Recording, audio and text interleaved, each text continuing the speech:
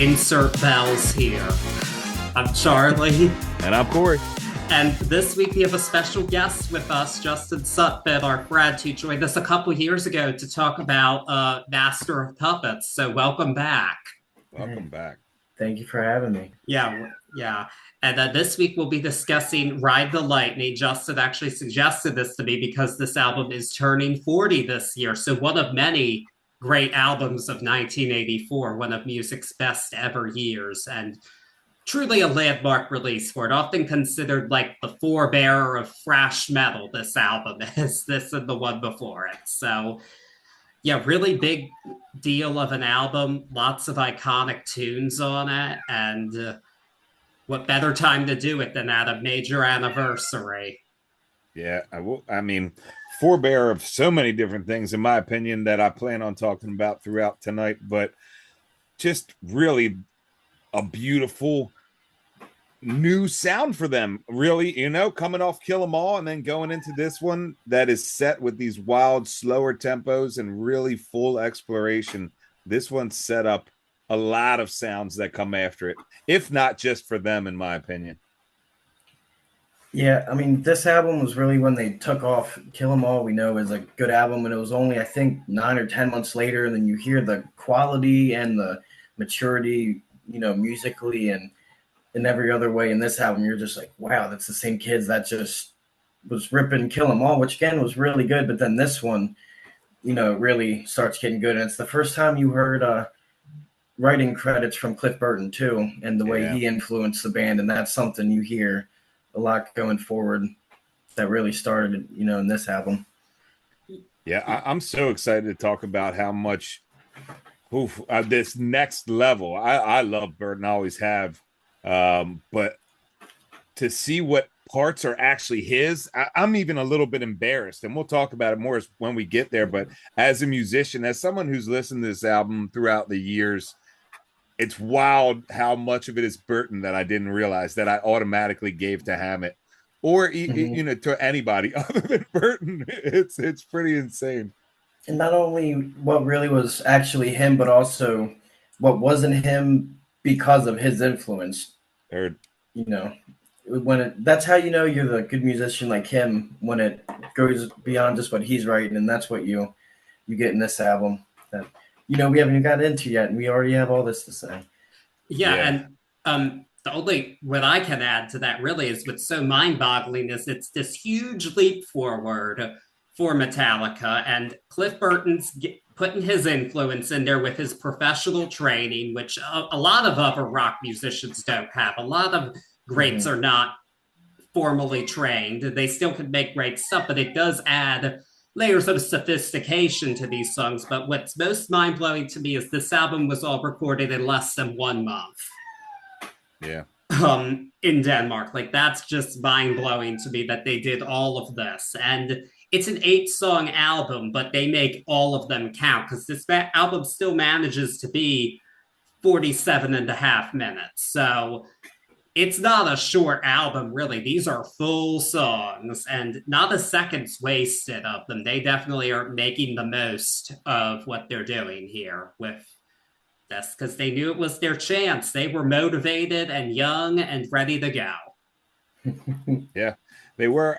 I'm going to put you on the spot right away, Justin, as our resident Metallica expert. A two-parter here.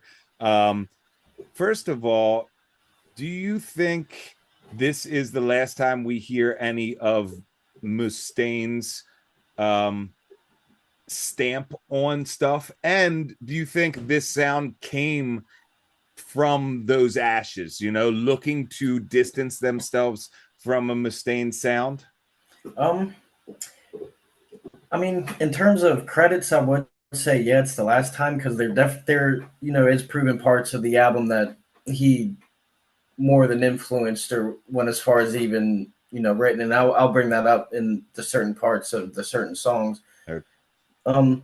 But at the same time, it's the same way of the influence of Cliff Burton playing in the band. They played in the band with Dave Mustaine, and they wrote music with him. So there's similarities in both of the band's music. But in that same sense, I do think it was the first branch off, as again, we'll get into this, but was more than just a thrash metal in this album, and there was a lot of musical maturity that I think you still see in these members today. Yeah. So, it goes to say that where it came from. Yeah, man. Yeah, and I think Dave Mustaine more so with Megadeth. Not that I'm an expert on them at all, but from what I understand, they stayed very firmly in the thrash metal subgenre, whereas Metallica went into some other directions, and that's a bit of a double-edged sword. We'll talk about that a little bit when it comes up, but we're not at that point yet, so. It is an interesting it's an interesting contrast though. All these different personalities bring something different to the table. Right. Yeah. That's their MO. Yes. We talked about a truly talented foursome last week with players that could stand alone, and this is another case where it's just like immense amount of talent in all four of these guys. Yeah. And Fish and Metallica came about at the same time, pretty much. Yeah, just about. I think Fish was on the road in '82, so yeah, just about. They were doing golden era. Yeah, a true golden era, yes. But they were a small band at this point. They were still with Megaforce Records, which was an independent label, and their European label, Music for Nations, had to cover the costs of the album, but that was obviously money well spent because the album sounds fantastic, superbly produced all around, not to get too ahead of ourselves, but this album did help them break into the mainstream in the wake of both this album and their tour. They were able to get onto Elektra Records, and that got them a bigger push. And even though it was a small label still, this album with no radio play managed to still peak at 100 on the Billboard 200. In a pre-streaming days especially, that's pretty mind-boggling. And only 75,000 copies were printed for America, but sold 500,000 by 1987, and it was certified 6 times platinum in 2012, but that does need to be updated. An article I read actually stated that as of a couple of years ago, the total was very close to 7 million. So it's definitely eligible to be at least 7 times platinum, possibly more with streaming and downloads. That's insane. Yeah. That is insane. You said no radio play? Pretty much. There was only one single from the album, and on a small label like this, that was, it was really difficult to get that. Yeah, I remember getting Black. The first time I ever listened to a full album, getting Black from the library, and then going to Ride the Lightning and being like, oh, no, this... I was young. I was super young, and it felt less accessible. But looking back to that now, I laugh because of how awesome this album is. Yeah. You're just like, oh, that was sitting there. Okay. Yeah. Yeah. Yeah, it is. Metallica's definitely an example of a band whose later success just propelled their back catalog to massive sales. Yeah. Which you can't say that about every band. Other bands, their early work stays obscured, but not the case with Metallica. And, well, I'm glad that that's not the case. It should all be known. So, yeah, but with all this preamble, I am ready to get started with what we do here, go track by track on Ride the Lightning. Let's get at it. Yes, so we begin with Fight Fire with Fire. Justin, what are your thoughts on this song? I mean, it's like a lot of Metallica albums is a great way to start an album. I mean, this song kicks you in the teeth like right away. And the cool thing with the song also is, obviously I wasn't there at that time, but think of Kill 'Em All coming out and you're just rocking that album for a year, close, 10 months to a year, and then this album finally comes out. You got the one single from it already that we'll talk about later. Then as soon as this song kicks in after that soft intro, and you're just like, okay, like they're doing this now, It's a great that first song immediately shows the jump from Kill 'Em All to this album, right away. Yeah, I have goosebumps you just saying that, but that was one point I'm so glad you started to bring up that I wanted to touch on is first time listen to this. Like 84, you have Kill 'Em All and you buy this album and you put it on and the start this minstrel-esque classical medieval intro here and you're like, what? And then boom, they smack you in the face. I can only imagine it was pure bliss, pure listening bliss. I know it was for me. And I dig that. I talked about it earlier, but this is one of those ones where immediately I give the credit for that opening riff to Hammett. And no, this was something that Burton was playing on the acoustic guitar. I like blew me away. And then we get this whole entire run here. This song not only starts this album on a fresh sound, like you said, but for me, it really bridges the gap. It gives us that fast heaviness, those wild, just electric riffs right off the bat that we got in like Horsemen or something, Four Horsemen from Kill 'Em All, and rides us in, no pun intended, rides us into this new era, this new look at sound from Metallica. Hell of a way to start an album. There's no way getting past this song and not at least seeing what the next song is. I don't care who you are. I completely agree with both of you on that count. And when I heard that intro, I thought, wait, am I listening to Metallica? This doesn't sound like Metallica at all. Then it sounded like Metallica, but at first I was like, okay. But I love the intro. I think the intro could have made a beautiful song in and of itself, but instead it's part of this song where they're actually talking about nuclear war. And I just, with the lyrics, I had to just think like, wow, that's so profound still today because we are still living with war to this day. There's so much conflict going on around the world right now, and it's terrifying and sad.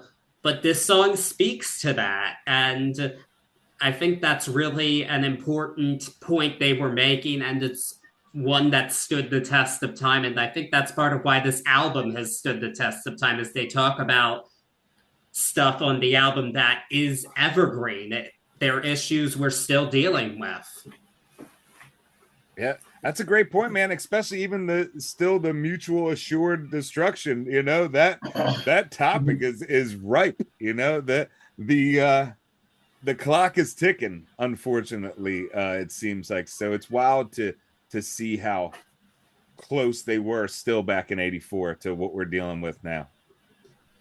Yeah, and that's something they've always been good with, and goes back again to in '84, you sit down in March, this album finally came out, and you put it on and hear that, and you're just like, wow. Because in hindsight, we know what Metallica does, and that's what they're good at.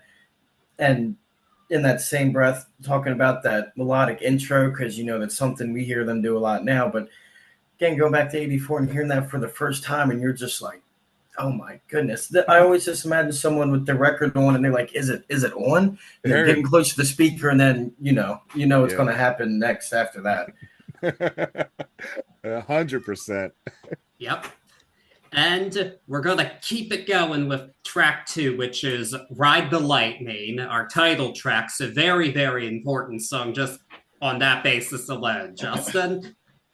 Yeah. I mean, again, this is one of the best Metallica songs ever written. I think when you think of the best Metallica songs that aren't just those real contemporary ones, but your Master Puppets and then Battery, Seek and Destroy, Ride the Lightning is probably just as good, if not better than all of them to me, but it doesn't get that, it's not on Stranger Things or something like that.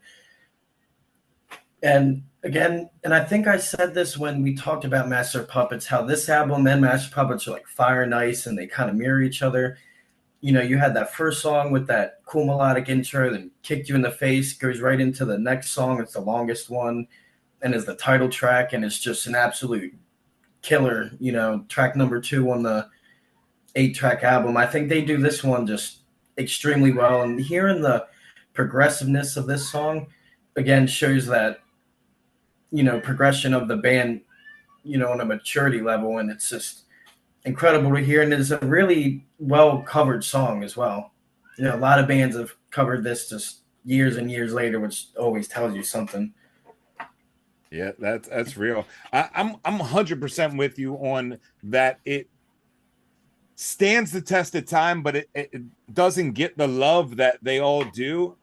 And it's wild because I think a little bit of that in hindsight as listeners, it's because of the progressiveness that you touched on. This, for me, is one of the ones that, even though it's super strong, like from the beginning to the end, throughout this album, it's one of the only ones that really just sits inside of one musical thought.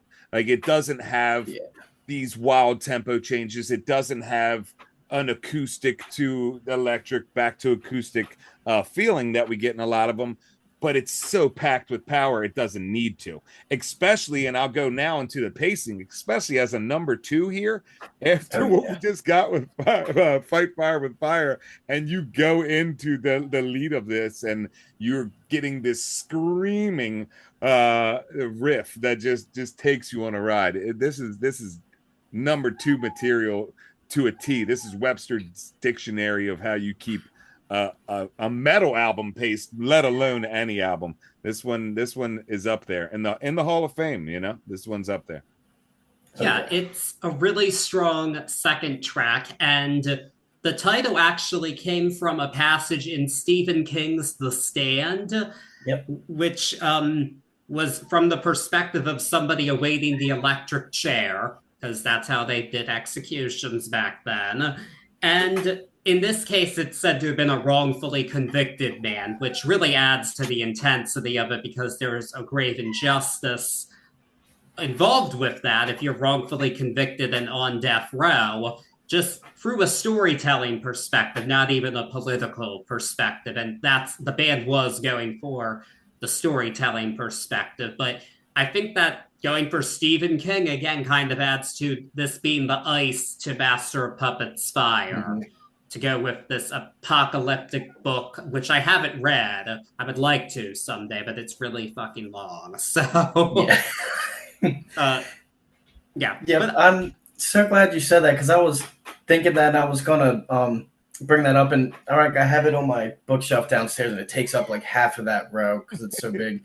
But that's something when, again, we know how Metallica is now, and they were so big in like the mythology of stuff and stuff like that. It's just so cool to hear the story how Kirk Hammett was just sitting on that tour bus reading it and looks over. He's like, "Oh, I really like the way he said, I'm going to ride the lightning. We should name a song after that." And then to see the way that they take that into the storytelling of the song, I think is really, really well done. I always looked at the storytelling of this song and just the way it feels, it's like almost like Iron Maiden-esque, if that makes any sense. It's like you listen to Hallowed Be Thy Name and they're walking him out, and then you listen to Ride the Lightning and he's sitting in the chair, Yeah. And again, they were so young at this time. It was crazy still. Yeah, I mean, I think we're going to do it a lot, but we talked about it at the start of the podcast, how this was the predecessor for a lot of things that come. And maybe I'm reaching a little bit, but even when you go into like using Johnny Got His Gun later on, that type of storytelling that they're able to do with these just one thought projects is amazing. And it's what they do best. And it really, in my opinion, it started right here. And this is, I was saving this to the end, but hot tea take. This is ultimately the template. In my opinion, this is the template for Metallica albums for the rest of their career, almost the entirety of their career. Yeah, well, and again, back to the Fire and Ice thing, you say that, which is a really good point, and then you look at Master of Puppets, and we'll talk more how the Ride the Lightning album is structured. Again, is literally exactly how Master of Puppets is structured. The 8-song album, they're both around like 45 to 50 minutes, number 2 title track, really good instrumental in there, stuff like that. Yeah, we're gonna see it. It's real. Yeah. They were They were getting it down, but it's not hard to see why they were keen to follow this with songs like Ride the Lightning and especially the next song, For Whom the Bell Tolls. Yeah, this is another literature song I found that's inspired by an Ernest Hemingway novel. So, not one I've read by him either, but again with the literature. Justin, what do you think of this song?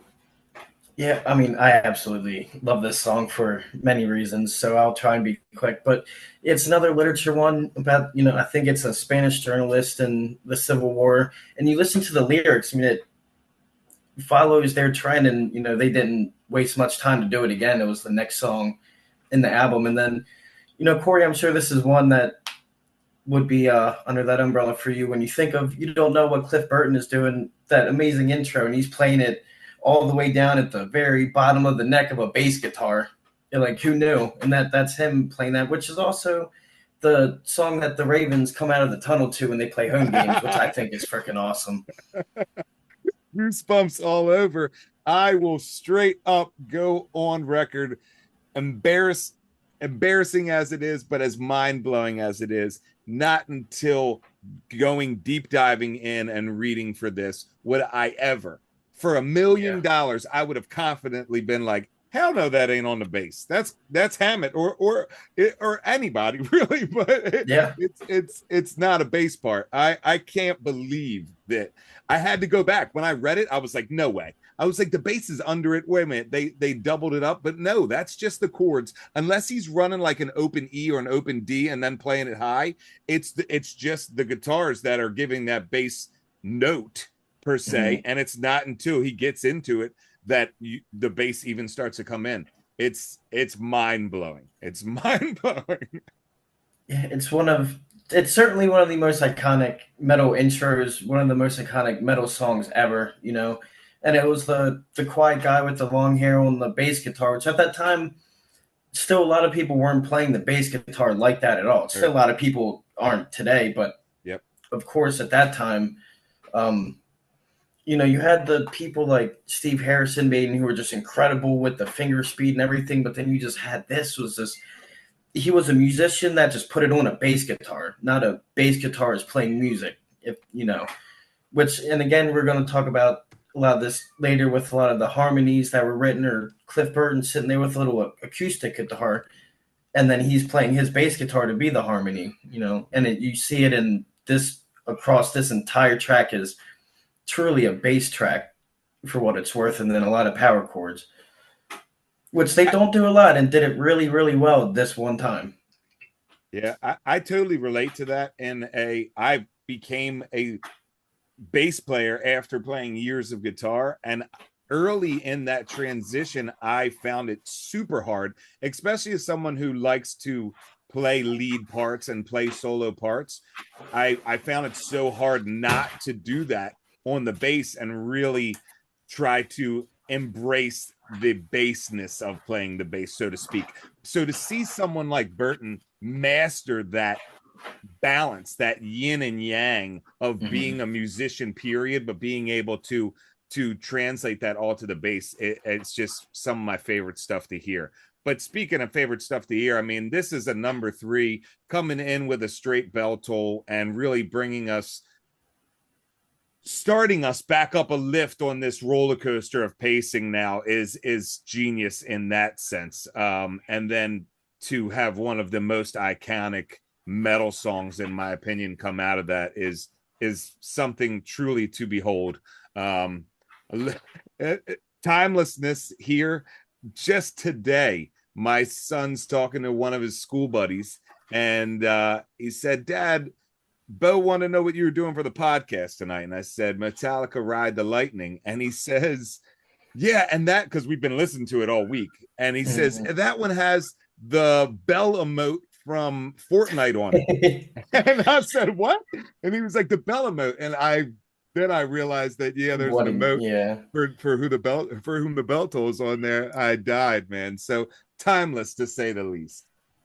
Yes, definitely a timeless song. And it is incredible that so much was done with just the bass on here. I mean, this is more speaking to my musical sensibilities, but when I think bass, I think that's to bring it for me is primarily used to bring in the funk, and I love the funk, but there's nothing funk about Eddie's song on here. But he did so much with it, and that is incredible. And all I really have to add is this song is so highly rated as one of the best metal intros, best metal songs, and with so many songs with that kind of reputation, it's so easy to listen to it and then be underwhelmed when you go in knowing that. Not this one. I don't think this song is overrated at all. And I'm very quick to say if I think a song is overrated. I have no problem saying it, but not this one. This is a deserved classic. The craziest part with this song is, and how iconic it is it's not the number one iconic metal song on the album either. Not even the number one on the first half of the record, in my opinion. Yeah, it is the most streamed on the album by far, which is. I think it's also the shortest. That probably doesn't hurt. These are some long songs, but sometimes that bothers me, but not this time, not at all today. But yeah, now we're at the end of side one with an almost 7-minute track, which this is definitely a template song. That's not a new take from me. Fade to Black, very dark song. Very dark feelings being brought into this one. Justin, what's your take on this song? Yeah, I mean, this is by far one of my favorite Metallica songs, and is the one I was alluding to, saying the previous one may not even be the most iconic because this song is just popular, and this was one of the first Metallica track that really bridged the gap between the kind of music they were playing and what was really being listened to at the time and what was popular, because going back to in '84, you go from Kill 'Em All, then you have those first 3 tracks, and you're just like, holy shit. And then they come out with this intro, and you're like, okay, another melodic intro. I'm about to get punched in the face. And 2.5 minutes in, you're, sitting there, but then you've got tears in your eyes and goosebumps sticking out of you. Because again, the melodies and the harmonies and the just maturity and the writing, all the way throughout this song. Because to talk about the progressiveness, this song's really two songs in one. I'd call this the metal Freebird for what it's worth. Makes sense. with that solo in there, but it really just went to show how good of musicians they were. And the funny thing with it, you said, Charlie, the deep feelings and everything. I'm pretty sure from a lot of what I read, it was just mainly about the band getting their gear stolen. Yeah. And I mean, this song's been paired with scenes from Saving Private Ryan as a unofficial music video and stuff like this. And of course, we'd be upset in those situations, but it just goes to show how good they were at putting those feelings into, music. Because if you want to look into it that deep, it might not have even been that deep for a minute. We're here 40 years later still talking about it. I mean, I do think that there's, of course, poetic license taken with a situation like that. That is what writers do. Mm. But at the same time, it does speak to that hunger of these young, struggling musicians. And it wasn't even their gear, from what I read. It was on loan. So there is a real desperation there. Like, you're an independent band and your gear you borrowed has been stolen and you have one album out. Like, what are you going to do? So I think this song does speak to that feeling, even if it may be a bit melodramatic and taking it to another level. But there's reality in that, and I appreciate that they went there with it. And before you go, Corey, I want to say one thing. Imagine if you're the person that stole their gear. Where are How they awful now? You must feel about that. Where are they now, and what are they doing? Right, still stealing gear. Or hopefully not, though. Creating careers for people. Yeah. And telling stories like, that song's about me, man. On the corner with the chains, like, that's about me, I'm telling you. Yeah. Oh man, I don't even know where to start. This it's so crazy not crazy to say this, but hot tea take, this is my favorite Metallica song of all time. I've spent so many years with this song. The intro alone is one of the I won't say first, but it's a very early on for me playing guitar and learning, because it was and still is some of the most beautiful music I've ever heard. And that's just the intro. The way it captivates is rarely reached by any song to me. And then I love the metal Freebird, because it really does. It you especially first listen, you are sitting inside of this beautiful song, and then out of nowhere it opens up into a whole nother beast. Rather than fading, this does nothing but keep expanding musically and really just killing it. And then to finish off with this full on, I say guilty pleasure, but maybe just for me, just full on over top each other solos to finish out. This is by far my jam. And I'll go outside of my personal feelings on this song. We go back into pacing, man. We're coming out of From Whom the Bell Tolls, where we got a little feeling of this, and we went, like I said, climbing back up this roller coaster, and here we go again. We had a wild climax, and bam, and then we've got a much longer climb here, almost in the first 4.5 minutes of this song, until we reach this next climax. But sure as shit, we get a tour de force in metal by the end of this, and it's my shit. It is my jam. It really is. It's just one of the best solos ever. You know, when you think the best solos, and you think of Master Puppets, and then there's Fade to Black, and you put that with the Freebirds and the Hotel Californias and all that, it's just absolutely iconic. And I love the way it fades out too. It's so fitting, the way just that song works and the emotions of that song. It just really does work well. And of course, the way albums were made then, with the record in mind, I think it works perfectly that way, fading right into the end of that first half, and then you go flip it, and then you just get another part of the album. Yes, and I also wanted to point out that if any song here's a template, it's this one. This is kind of like the Metallica power ballad template that's noted on the Wikipedia page. Like, this is the basis for songs like One and Welcome Home Sanitarium, and even the 21st Century, The Day That Never Comes, much more recent, a bit of a comeback single for them in 2008. Yeah. But One was a song that got really big, that crossed over to MTV and all, but I feel like this is probably, they did it best here the first time around when it comes to that great power ballad, because I connect with this song more definitely than One or Sanitarium, even if those might be more well known in some circles. This song was the beginning of what Metallica did really, really well, and still does, was having the song that is just the amazing metal song for that metal community and the thrashers that are gonna love it. And it's also the one song that random person that has no clue about Metallica is gonna have in their playlist. Yep. Yeah. And it was really the first one like that. Maybe Seek and Destroy, but I don't think that really came on until later. This one started to do that when this album was a baby. Yeah. That was big. That was huge for them. Talking about what you were saying at the beginning about just solely getting bigger and more popular and on the bigger labels. I mean, that's what the labels wanted.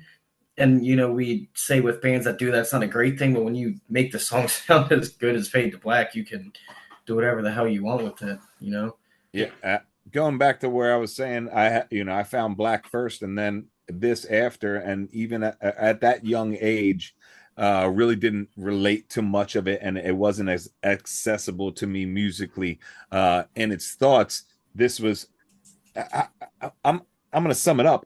Back in the day, I used to get this album from the library for this track. Like, as crazy as that sounds, I was trying to learn this song, and it was because it spoke to me so much. Such a beautiful song. Enough of me. I think that song did that for a lot of people. And that's kind of like what I was saying when you're younger and you go to buy the CD because of the one song on it that you liked, and then you realize the other ones on there were great. This was, their very first one Most stuff. Yeah. for that. And Most it stuff. wasn't even the single from the album, Yep. which is pretty mind-blowing. But yeah, there is a second side to this album, believe it or not, as if this first side wasn't stacked enough. But side two begins with Trapped Under Ice, a very literal song. Not much for the literary metaphors here. And I did also find out that this was inspired by a song from Kirk Hammett's previous band, Exodus, called Impaler, which they didn't even end up finishing until 20 years later. But what do you think of the song, Justin? This one, when I was younger in high school and I was first finding Metallica, because I can't go back to, of course, you liked Master of Puppets and For Whom the Bell Tolls, but this was the one that you were like, man, like this band was really, really good. Even on the songs that you don't think people would listen to, you're like, wow, they're really good. And it's just a really good start to the side too. You have Fade to Black fades out, and you go to Flip It Over with your tears in your eyes, and then by a minute into this song, you're just headbanging and you're happy as hell, and you're just like, wow. And this is one of the times that you really saw the first Kirk Hammett writing influences as well, which this actually, the thing about the second half of this album is loaded with Kirk Hammett. Actually, this is a really good start, and I thought it was a really good song for James Hetfield at the time. He really used his voice at that age well, because we know every album he was completely different.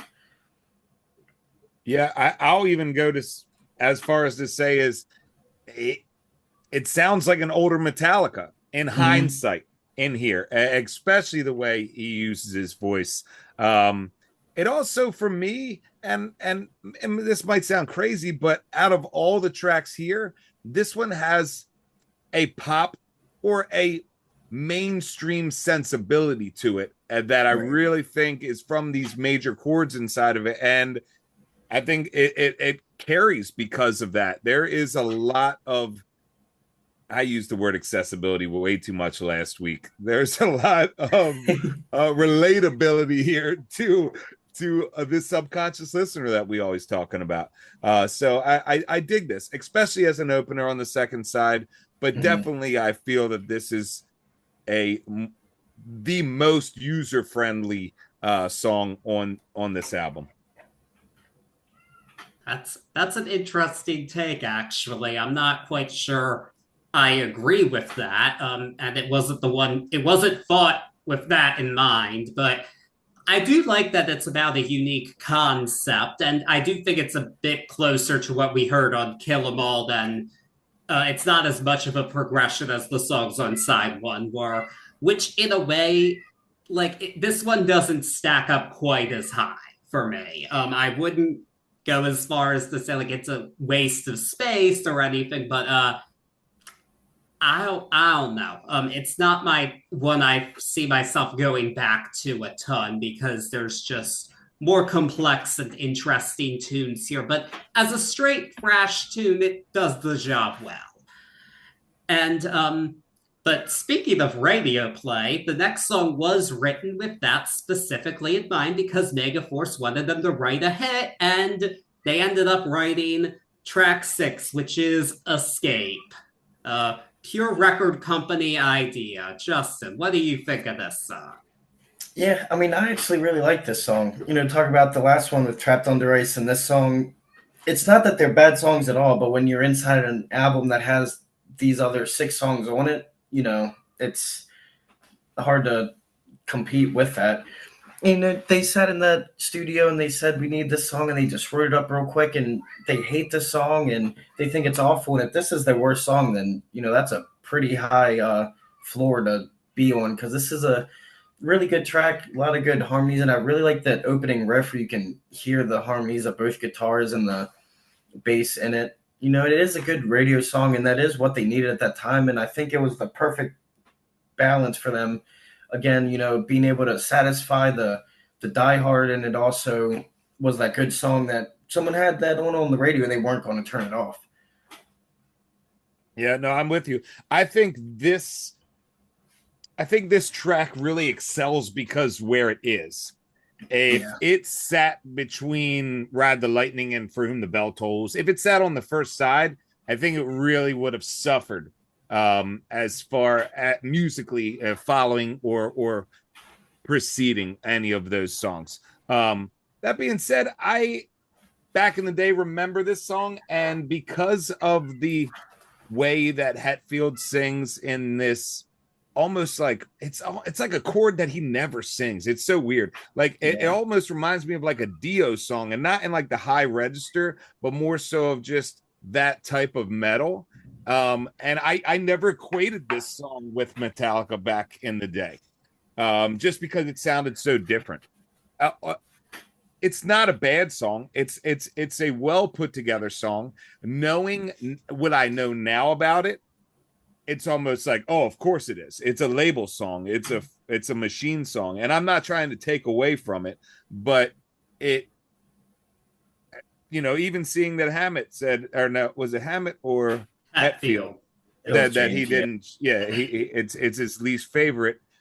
It stinks to hear that, but at least you put out something that can stand up. At least it wasn't a full on take me out of the album, cutting room floor. Let's stick this on here because we need to. It still fit and it still had its place. We always do the gun to the head, gun to the head. This is my least favorite on the album. Easy. But it's not a bad song at all. I'll tell you what, it's aged really well. It's more popular now than it used to be, and they actually play it live a decent bit. That's quite a change, because they didn't even play it live like on tours for this album. They wouldn't do it. And I mean, I do have to say, I think most fans, and frankly, you don't even have to be a diehard fan, this is not Metallica's worst song. And you don't have to be an expert on the band to believe that, not when you have albums like Lulu and Saint Anger that are pretty universally derided. This is still Ride the Lightning we're talking about. And a couple of offers compared this song to Journey and Foreigner. I can kind of hear a bit of the Foreigner, like I hear a bit of a Jukebox Hero kind of thing in here. But I have to say, this does show that if they wanted to, they could write the radio hit. Like, I feel like this wouldn't have sounded out of place on the rock station in 1984 next to those bands. It wouldn't have. And the problem was, at this point in time, Metallica wanted to stay true to their genre. They didn't want to cross over. So it's like, oh, we don't want to make the sellout song. By the time they wanted radio play, they went for it. And they got to that place much more organically in the 90s, especially with the Black Album. But that was because they wanted it. At this point, they didn't. But I feel like we see the seeds of future success with a song, because it shows like, oh, we can make a radio hit if we want to. And soon enough, they made more than one. And that was a good point too, especially with it being the one good radio song and them not liking it. It's sometimes it's different when they have to play it all the time, and they had to sit there and be told that they had to write this song. But even then, you still get some of the best parts of this album. I think, with the breakdown in this song, I just think is really good, and that was just came up with by James right there on the spot in the studio.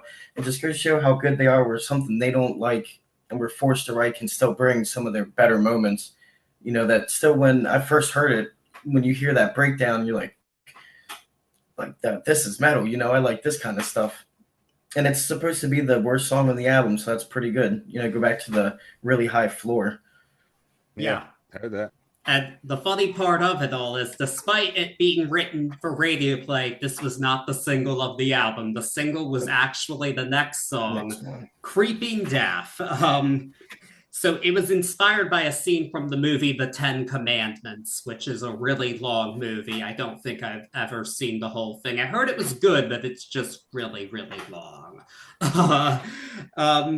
Creeping Death, the single. Let's go. What do we think?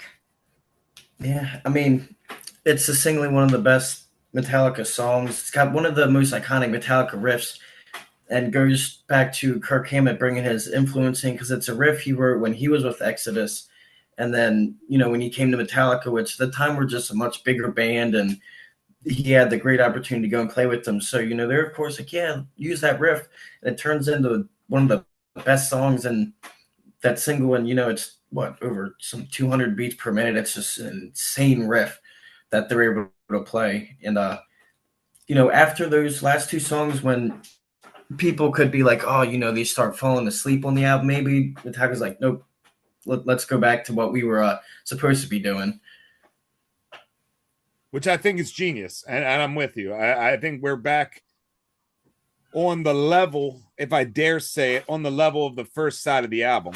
And it just, I talked about the climb to the crescendo. Even though we didn't have terrible songs, we just had a longer climb in this sense, because you hit Creeping Death and you're back. You're back at the top of your game. You're back at, excuse my language, but you're back at shit that nobody else is doing right now. You're and there was a lot of metal that was popping out in 84, but like, this is pure masterwork as far as I think it's like 221 is the BPM on this, and to play with this clarity and purpose inside of 6 minutes and 35 seconds almost at that 221, it's mind-blowing. This is a great piece regardless of where it is, but I think it's perfectly put as the come up from the last two, so to speak, and also the penultimate song before we see the end of this album. Really awesome place for this song.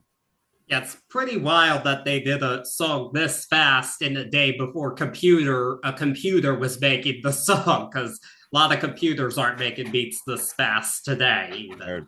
So that, I think, is pretty cool. I do get the hype for this song. I personally don't like it quite as much as the first side. It's a very cool song. It definitely shows what they can do. And it stands out, that's for sure. I wouldn't have picked it to be the single, that's for sure. There were more obvious choices for that. And the years have shown that there were.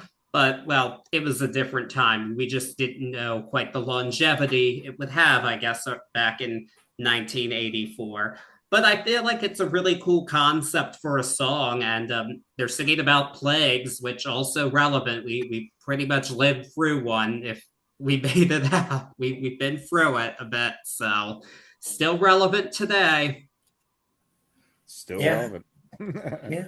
I mean, of course, like we said, it's always what he did so well in taking these like obscure ideas and themes and making really good songs out of it. It's another song I think on James's side is just so well written, and the lyrics are just so well done, and it works really well. And I think it was a great single, because when it came with just a really cool album cover for that single, so that appealed when you were sitting there after Kill 'Em All, and then to hear that as the first new Metallica after Kill 'Em All, I think was a really smart idea for them to do that on a business level, I guess, to publicize that album.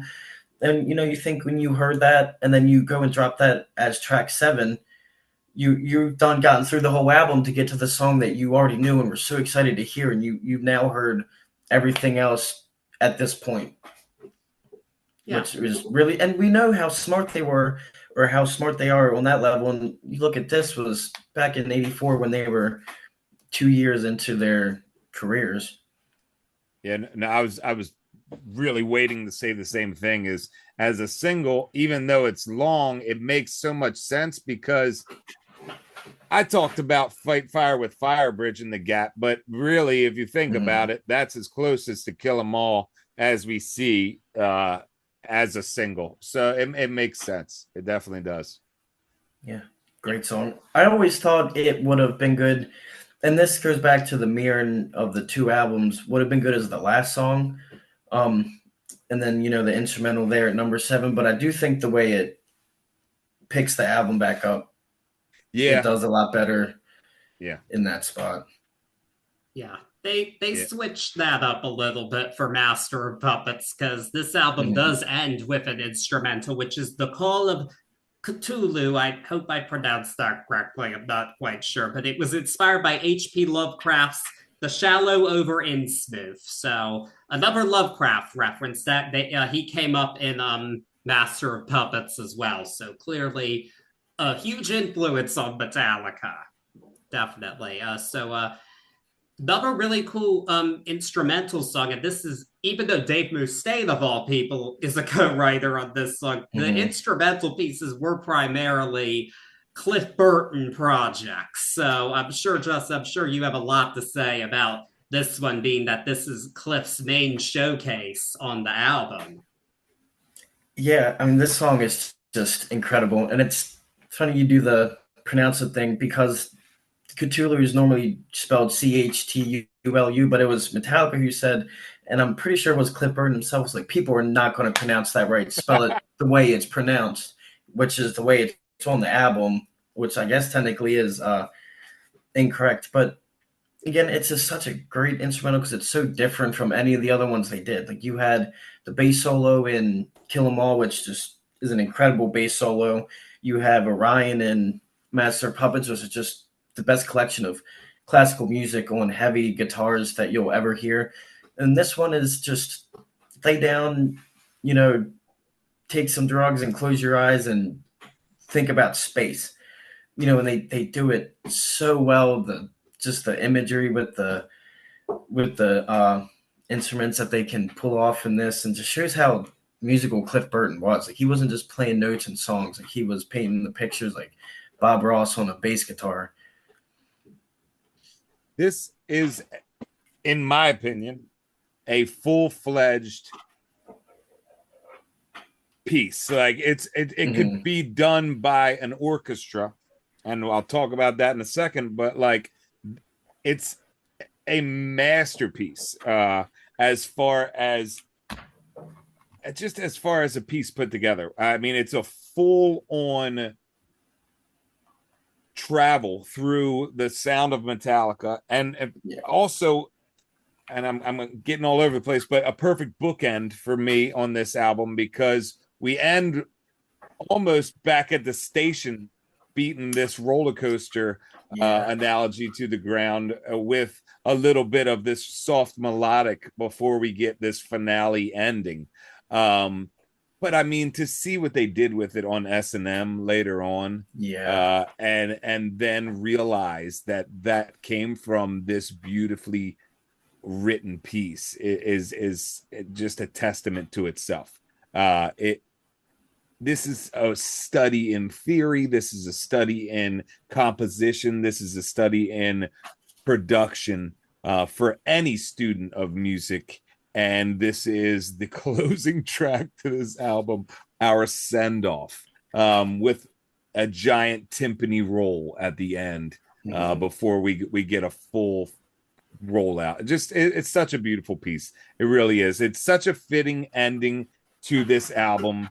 And in hindsight, it's such a springboard for really a lot of their catalog, in my opinion. So I when you were like, I could see Cthulhu but in front of Creeping Death, I thought about it. Maybe that would have been there, but I can't picture this album not ending with that mega masterpiece of a composition here. This is a perfect album closer, in my opinion. And it's a song that there's just so much in it that you hear something new every time. And I appreciate it more every time I listened to it over the course of this album. And this is my hot tea take of this album. I like this song better than Orion. Wow. There you go. Yeah. Not a popular opinion, but I'm going to say it. I think this is a kick-ass tune. It is. Yeah, I mean, absolutely. I think Ryan's my favorite Metallica song ever, and the one that made me love Cliff Burton so much. But I definitely see what you mean. And this song has so much personality in it. When you think about how they were these young kids and they love like the horror and the mythology, and just to actually put this song on an album they were trying to sell when they weren't big was just ballsy. And they're saying like, you like the metal how you like it and your simple riffs, we're just not going to do that. And it's going to sound really freaking good when we do it too. And talk about how this is like the one of the first and most iconic thrash metal albums, and then this song, you could almost argue inspires a whole other genre of metal as well. Heard, heard. In itself, it's such a Kirk Hammett. A lot of it is Dave Mustaine, but a lot of this song is Kirk Hammett as well. And when you listen to a lot of stuff he's done solo, which he's done a lot recently, you get the same vibe from that solo stuff that I get from this instrumental, and a lot of Cliff Burton, obviously, because he's just incredible. Not to be too cliche, but there's not much more metal than ending an album with a Lovecraftian reference that is a Yeah. goddamn magnum opus, in my opinion. That's metal. Yeah. Yeah, it is metal, and it is quite a way to end a true landmark album, one of the most revolutionary albums we've discussed during our time here at doing this show. I have a feeling I know what the grades will be from you guys. So I'll start with Justin. What's your grade for Ride the Lightning? Oh, this one's an A+. Yeah, I mean, Metallica-Ride the Lightning from front to back is a session. It's a jam. It's an experience. It's a lesson, and it is the forerunner for what we love as Metallica. Even with Escape, having feelings about Escape, I don't feel like there is not only not a missed second of opportunity throughout this whole entire album, but not really a second where I feel that it was wasted as far as putting music inside of that second. This is a very, very rare front to back musically perfect album. And going into this week, I didn't think I was going to give it an A+. I thought I was going to give it a B+ because I thought I was going to critique the hell out of it. But I sit back after this whole week with the biggest smile ever, just reveling in their genius. And it's an A+ for me. I'm going to go with the B+, mostly because this is not my go-to style of music. This is a bit out of my comfort zone. But I think in terms of this style of music, I don't see how it gets better than this album. I actually preferred this one a bit to Master of Puppets. I wasn't sure that I would, but I found myself liking it a bit more. But there are some truly iconic tunes on here, and even the somewhat deeper cuts I found a lot to enjoy with. This was a really strong album and a great pick of 1984, certainly. So I'm glad we got to do it. Favorite tracks, go.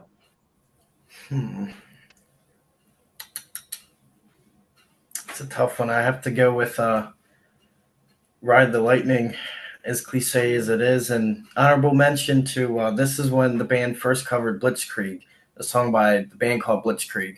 Just an incredible song. And then years and years later, Blitzkrieg re-recorded the album that song was originally on and changed a lyric to Metallica to, honor them covering it. And, Wow. They still get paid for it because it was on a lot of deluxe albums of Ride the Lightning and then Garage Inc. or Garage Days, I mean. Hell yeah. I got to go Fade to Black. I already made that apparent. I will go on the record saying that I'm so glad we did this album. But immediately when you told me we were doing this album, Charlie, I was like, this might be too heavy for you as a listener. So I'm so glad to hear that you jammed out on it. But Fade to Black for me all the way. It changed my life. And that sounds cliche too, but I've already said how it really changed my life. It changed the way I look at music, period. I gotta go with For Whom the Bell Tolls. It's iconic for a reason. Yeah. Yeah, and they do say Metallica, even the non-metalheads can get down with some Metallica. They have that crossover appeal, and even at their thrashiest, it's evident here. And not to mention, this album cover is just absolutely fantastic. I think part of it with the sales thing is with the resurgence of vinyl records. This is the must-have if you're a metal fan. Yeah. Oh, definitely. I mean, I remember like kids in middle school wearing Ride the Lightning shirts. Like there were these metalheads who I like didn't really know Mhm. well, but they would totally be wearing this or Master of Puppets or whatever because it was the thing to do, you know. And I just had my Kiss shirt at the time. Not quite as heavy. I wasn't one of the cool kids in middle school. What I'm can I sure I saw say? you in that shirt many, many times. You may have. Like it was a weird. That was a weird one. Mine now's much better. My You, Kiss you, shirt now's much better. you might not have been part of the cool kids then, but with the pick of For Whom the Bell Tolls, you're cool with the Fortnite kids now, so you're Yeah. good to go. Yeah, yeah. Who knows? Maybe those old metalheads will listen to this. Who knows? There you go. There you go. We shall see. But Justin, thank you so much for joining us. Yes. I'm so Yes. glad we got to have you back. It was too long to wait, but better too late than never. Yeah, thank you again. Yeah. It's so awesome to have you back. I can't believe that it's almost literally been 100 episodes, give or take, since we've had you on. So yeah, that's wild. It's wild to even say. Yeah, we've passed the 100 episode mark now, and you were on one of our first ones, and it was one of our breakthrough episodes, and so it's good to get. Metallica does. It's what they do. So hopefully this breaks through to some more people too. That would be really nice. Definitely, if you enjoyed this, subscribe wherever you're listening to us. Leave us a nice rating and review and follow us on social media. Links are in the description. But because this album turned 40 and this 1984 is such a great year for music, Corey and I are also going to be picking albums from 1984 to do. There'll be a bit of an interruption in that, but I'll try to connect it. But anyway, I decided not to go with the thing someone might have most predicted for me to pick from this year. Next episode, we will be discussing Bruce Springsteen's Born in the USA, one of the most popular albums released in 1984. I am looking forward to discussing The Boss next week. Yeah, me too. I think it's gonna be a lot more hot tea takes than you think musically, and that's not me saying I don't like, I think I'll have some too. The Boss is, but I wanted. I think it's rife for discussion, and wasn't the first thing I would have thought of, so I wanted to be a little different. I thought you were going Madonna. We already did Purple Rain, so I was like, we're going Madonna. You thought it was Madonna, but I decided to switch it up. I like it. All right, but yes. Thank you all once again, and we'll have some glory days coming for you real soon. Peace.